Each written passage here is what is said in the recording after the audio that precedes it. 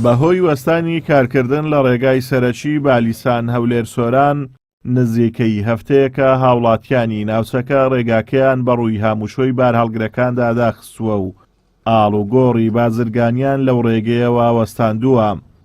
تا ئێستاش حکوومەتی ماوە بەسەرچووی هەرێم هیچ بەڵێنێکی بۆ دەستپێکردنەوەی کارکردن لە ڕێگاکەیان نەداوە.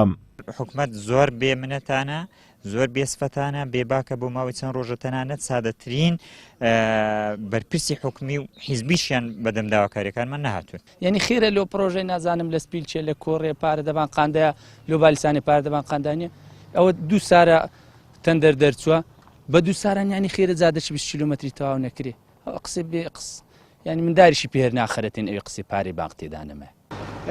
و هەروەها ئەمن یەک تێبینی دیکەن هەیە لەسەر قسەکانی کاکمێت خۆشناوی ئەمە چاوەڕێی ئەومان دەکرد بە جدی بێتە سەرخات و پرۆژەکەی دەست پێ بکاتەوە چاوەڕێی ئەومان لێ دەکرد کە هەواڵەتی دڵخۆشکەرمان پێ بدات هەمومان چاوەڕێی ئەوەی بووینکە لە کۆنگرێ ڕۆژنامەوانیەکەی بەڵام بەداخەوە بڕیاری ئەوەیدا کە ڕێگای کەرکوب بکاتەوە. ئەوە ژواتە بێمنەتە لە خەڵکی ئەو دەڤەرەی و ناوێ بە هانای ئەو دەڤەرەوە بێت. ڕێگای بالیسان درێژیەکەی تەنیا 22 کیلۆمەترە. ماوەی ساڵێکە تێکدراوە و بە بیانووی نەبوونی پارە لە بانکەکان کارکردن تیایدا وەستاوە. هاوڵاتیانیش دەڵێن ئێمە بووینەتە قوربانی ململانەی پارتی و یەکێتیم. لە بینی ئەو دوو ئیدارەی ئێرە ئەمە فەوتاینە. سارێکە ئێستا حکوومەت یارم بەحسە بڕیاردا ئەو زادەمان لە بۆ قیرتاوکە لە ساری هەفتاوە زمانی بەحسە و زادە هاتیە لەو کاتیەوە تا ئێستا نۆژن نەکراوەتەوە.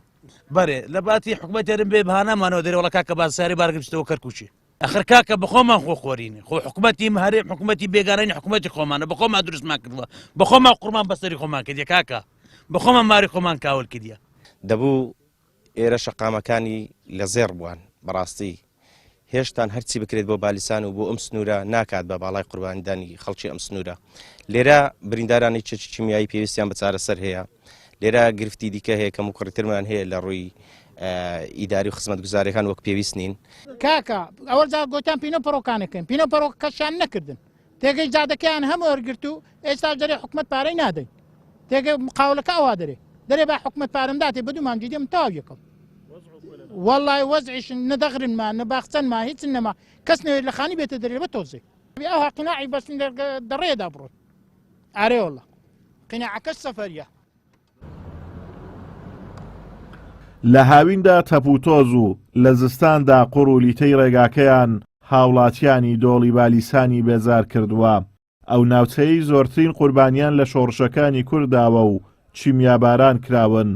بەڵام دوای 32 ساڵ لە حکومڕانی کوردی خۆماڵی تەنانەت نەتوانراوە ڕێگاکەیان بۆ نۆژەن بکرێتەوە. بەو هۆیەوە تا ئێستاش هەمان ڕێگاکانی پێشوو بەکاردەهێنرێن. ئازاد ومەراوەی کەناڵی ئاسمانی پەیام ناحیەی بالیسان.